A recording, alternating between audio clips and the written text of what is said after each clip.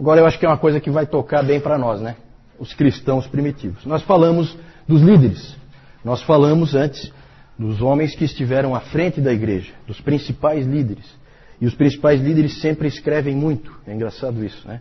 Provavelmente daqui a 200, 300 anos, certamente nós vamos estar... nós não, né? Porque daqui a 200, 300 anos acho que eu não vou estar aí.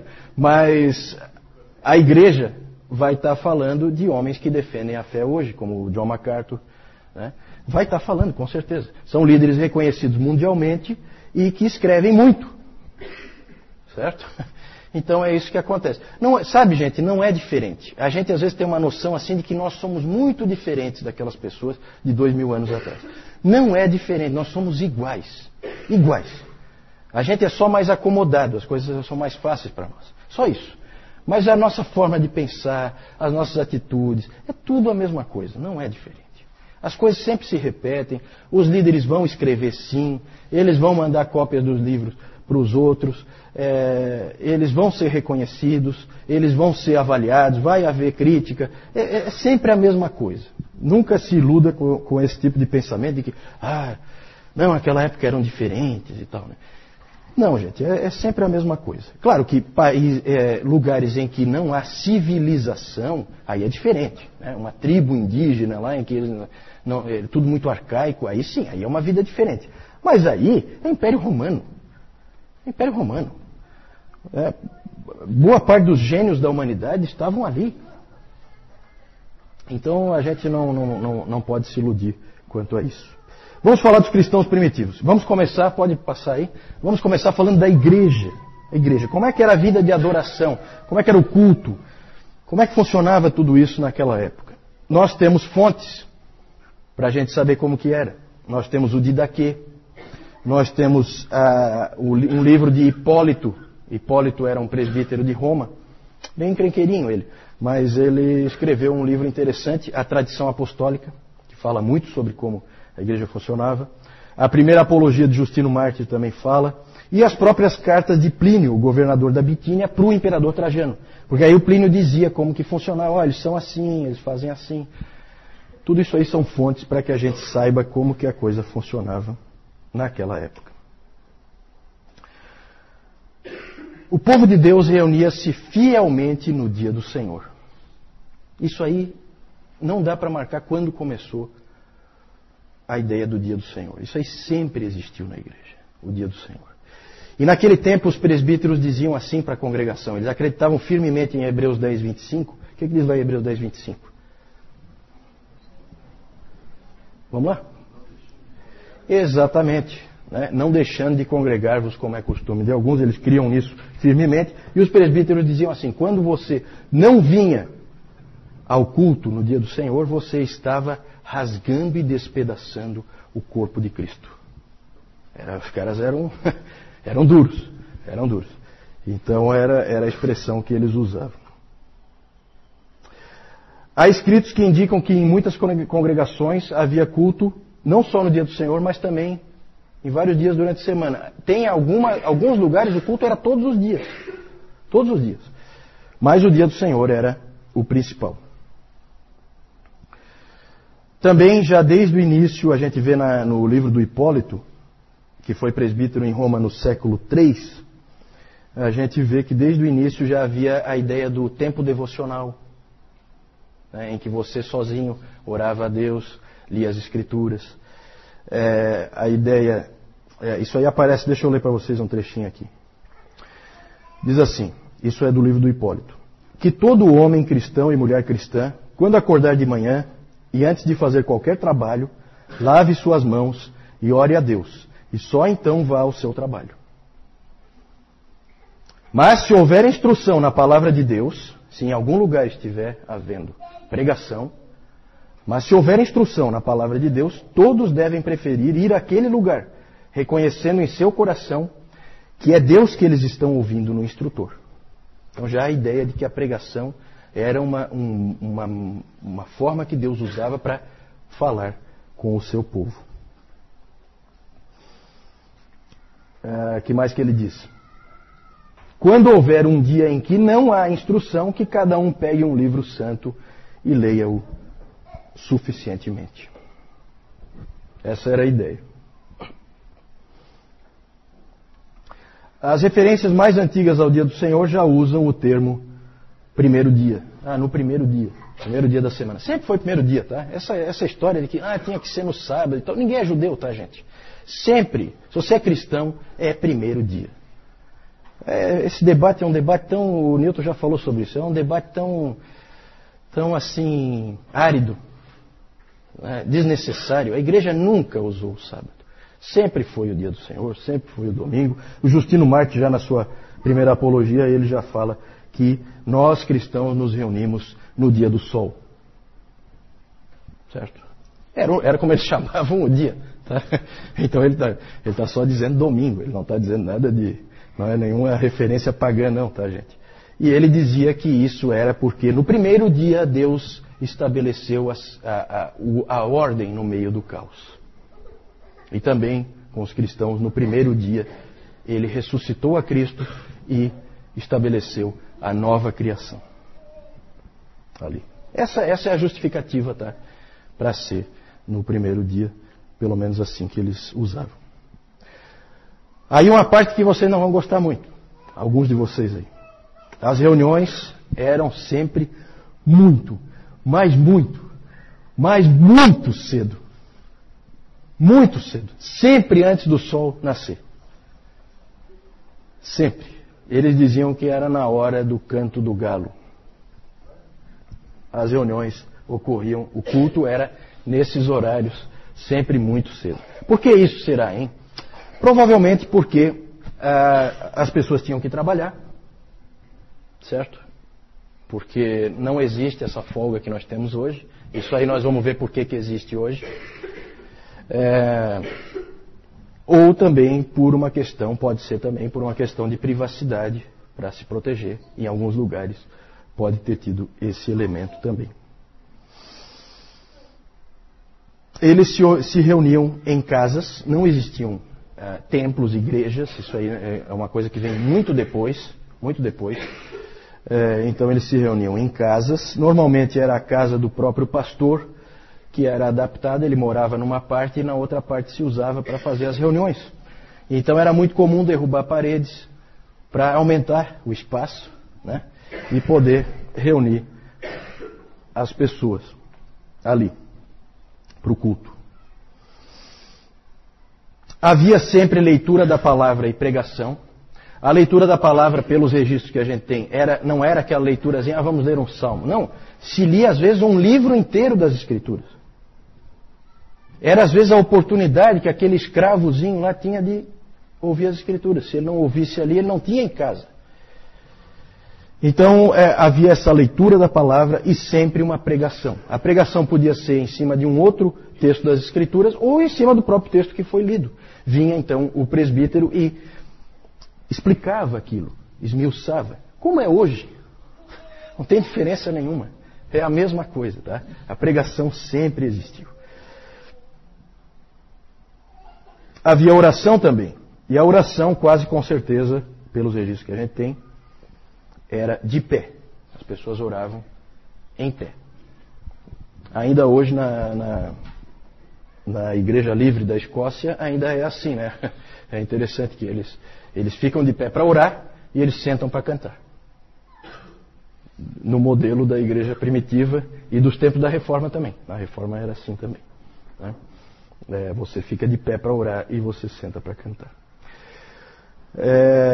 A oração normalmente era feita por algum dos líderes, algum dos presbíteros ou um diácono, e ele elevava a voz em oração extemporânea, e também era usado aquelas orações mais responsivas, né? Aquela oração mais litúrgica, que algumas igrejas, não é só a Igreja Católica Romana que tem esse tipo de oração, e existem igrejas protestantes que têm esse tipo de oração, em que, né, oração decorada, vamos dizer assim, em que o indivíduo puxa e a congregação responde e tal. Também isso aí existia.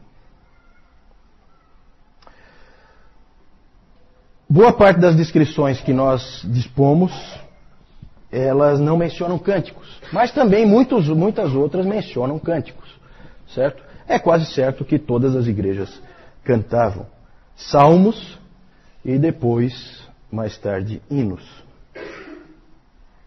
a ceia do Senhor era celebrada todo domingo. Todo domingo. E sempre só participava da ceia do Senhor quem? Os batizados. Isso mesmo, dona Carlota. Os batizados. Os batizados participavam da ceia. Os catecúmenos, os que ainda não eram batizados, e os visitantes eram dispensados. Eles nem ficavam no local em que a ceia era celebrada. Nós vamos ver que os sacramentos eles tinham uma importância muito grande para a igreja primitiva. E aí, já que falamos dos batizados, começa a acontecer, segundo século e terceiro século, começa a acontecer um fenômeno estranho. O batismo começa a ser cada vez mais adiado. Cada vez as pessoas são batizadas mais tarde. Essa questão do batismo, isso é uma confusão, por isso que eu pus ali, é um problema sério. Porque começou a crescer uma estranha visão de que o batismo lavava os pecados. Olha só como é que as coisas começam a aparecer, as distorções doutrinárias. Então começou a aparecer essa ideia de que o batismo lava o pecado. E aí, era uma coisa muito grave voltar a pecar depois de ser batizado. Porque o batismo só podia ser um. Não podia ter 2 batismos. Então eles começaram a adiar o batismo para que não houvesse o risco do indivíduo pecar e aí não ter mais como lavar o pecado. Interessante, né? Uma coisa esquisita isso aí. E essa prática antibíblica aí, ela foi ganhando força em várias igrejas. E com isso passou a levar muito tempo para o batismo. Havia muita instrução e preparação para os catecúmenos. Os catecúmenos passavam realmente por Eles eram cobrados, eles eram exigidos, eles eram provados. Eles praticamente faziam um seminário para ser batizado. Para vocês terem uma ideia do tempo, podia ser 3 anos. O tempo em que você ficava sendo treinado, estudando, aprendendo com os mestres. Eles iam, ensinavam, percebiam em você se você estava crescendo, se não estava crescendo, se você era fiel, se você não era fiel. Eles te cobravam. Os catecúmenos podiam usar o título de cristãos, eles podiam dizer para os outros, eu sou cristão. Lembram da Perpétua e da Felicidade? Elas eram catecúmenas, elas não eram ainda, elas eram cristãs, portanto, mas elas ainda não eram dos fiéis.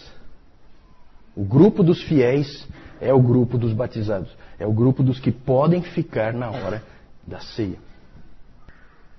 Então o título de fiel eles ainda não podiam usar. De qualquer maneira, a igreja passou a ser muito cuidadosa com o batismo. No final da preparação do catecúmeno, era comum ele ter que fazer uma série de vigílias. Sabe o que é vigília, né? Vocês sabem o que é vigília? Vocês sabem? É ficar a noite inteira acordado, orando, né? Isso é uma vigília. Orando, lendo a palavra. Então eles tinham que fazer vigílias, eles tinham que fazer jejuns. Eles eram exigidos. Para você se tornar cristão não era fácil. Não era fácil. É claro que a qualidade dos indivíduos que você acaba tendo lá no fim da linha é de primeira. São os indivíduos que vão morrer lá na espada e não vão voltar para trás. É o mártir lá, os soldados de Sebaste, que vão entrar na água e vão congelar até a morte, mas não vão sair. Certo? Então isso acabou tendo um efeito de fortalecimento da igreja. Agora é claro que a pergunta é a seguinte, é bíblico? Né? Esse aí é outro aspecto. Só que chama atenção, né, gente? Eu não sei, para mim pelo menos chama atenção a importância que era dada para a ceia. A ceia era resguardada como um tesouro em que poucos tinham acesso, poucos podiam entrar, não era para qualquer um. Então havia uma importância muito grande para aquele momento. O catecúmeno antevia aquele momento. Passou a ser comum fazer os batismos sempre no domingo de Páscoa, O domingo de Páscoa passou a ser a primeira data importante para o cristianismo, além do Dia do Senhor. Inclusive depois a questão da marcação da Páscoa virou um problema sério. Eu não vou entrar em detalhes, mas aí virou uma confusão a questão da marcação da data da Páscoa. O sentido do batismo, gente, não era claro. Como eu disse, estava ligado à remissão de pecados. E a própria ideia do pecado original, ela veio do batismo em vez do contrário. Em vez do batismo vir da ideia do pecado original. Então era uma coisa assim estranha. Era mais ou menos assim. Existia o batismo e ele tinha que significar alguma coisa. E ninguém sabia o quê. Então encaixaram um significado nele que não é o bíblico, né? O Didaquê ensinava que só podia haver um batismo. Então começaram esses outros livros a influenciar. Até hoje, todo mundo crê que só pode ter um batismo, né? A não ser que algum seja considerado inválido. É comum nas igrejas batistas, uma pessoa que era católica, foi batizada, né, católico não praticante, não sei o que e tal, foi batizada criança, é comum ela se batizar novamente, certo? Mas só porque considera inválido aquele primeiro, pela fé que ela tem. Mas ficou. O Didaquê disse que é um batismo só e ficou. E é isso aí, é verdade. E passou a ser um problema sério a questão dos pecados que são cometidos depois do batismo. Nós vamos ver os tipos de problemas que isso aí gerou mais para frente. Sabe? Tudo tem uma explicação histórica. Nada é isolado. Tudo tem uma razão de ser. O modo do batismo. Aí é aquela coisa, né? Cada um quer puxar a brasa para a sua sardinha e quer dizer que não, que o modo bíblico, o modo que a igreja sempre usou foi esse aqui, que não sei o que e tal, né? Eu acho que, de novo, a igreja eu acho que já se dividiu tempo demais por causa disso aí. Existem referências no material que a gente tem daquele tempo, referências a batismo por aspersão, referências a batismo por efusão e referências a batismo por imersão. O Didaquê diz que a água tem que ser corrente e que tem que ser fria. Aí começa a aparecer essas coisas assim, né? A água tem que ser quente, aliás, tem que ser corrente e tem que ser fria.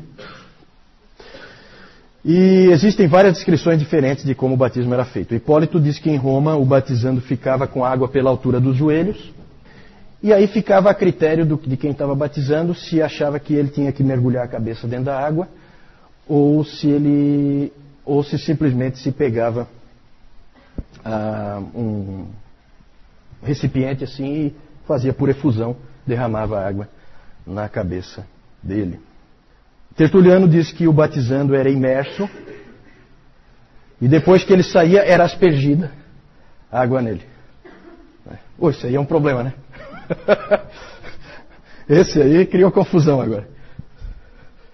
Afinal de contas, é imersão ou é aspersão? Pois é, complicado. Tudo indica que a maneira de fazer era variada e que não era um problema, não era motivo de divisão naquela época. O mais importante era a seriedade com que se encarava o batismo e não como que ele era feito. Então a gente pode imaginar como era a coisa, né, gente? Você ficava 3 anos ali, numa verdadeira batalha para você conseguir se tornar um cristão, e aí começava a chegar o domingo de Páscoa, e você fazia jejuns, você fazia vigília junto com o teu mestre, e você antevia aquele momento em que você ia ser batizado, e que você então ia entrar pela primeira vez na Câmara dos Fiéis e ia participar da ceia pela primeira vez.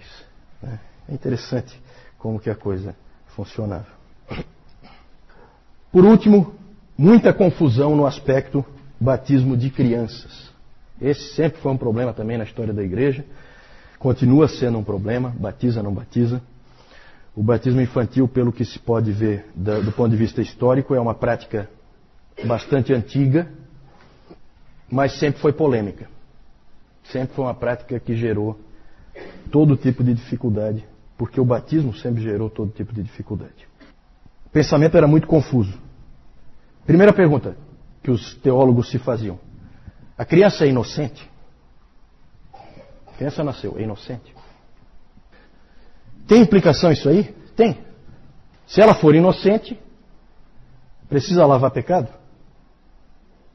Não tem pecado, não precisa lavar. Então não precisa batizar. Mas se ela nasce pecadora, aí a abordagem é completamente diferente. Então você vai ter várias formas de ver por parte dos pais.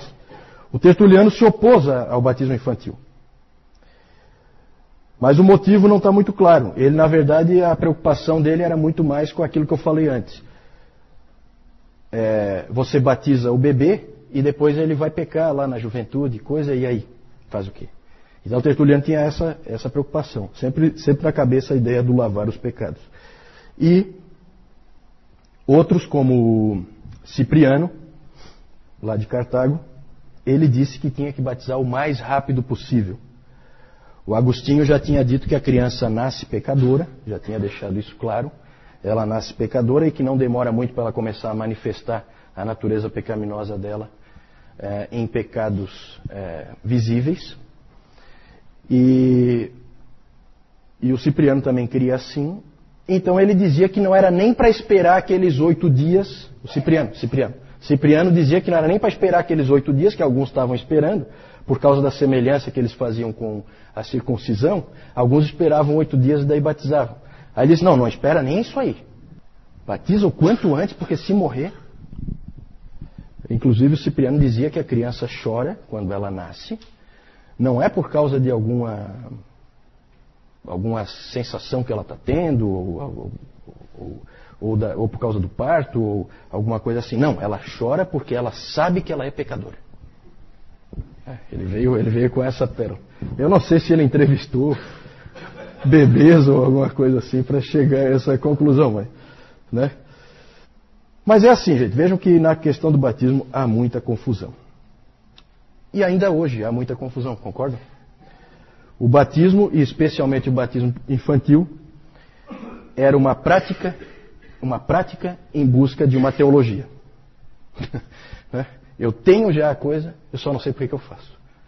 Certo? Isso aí gera todo tipo de problema. Né?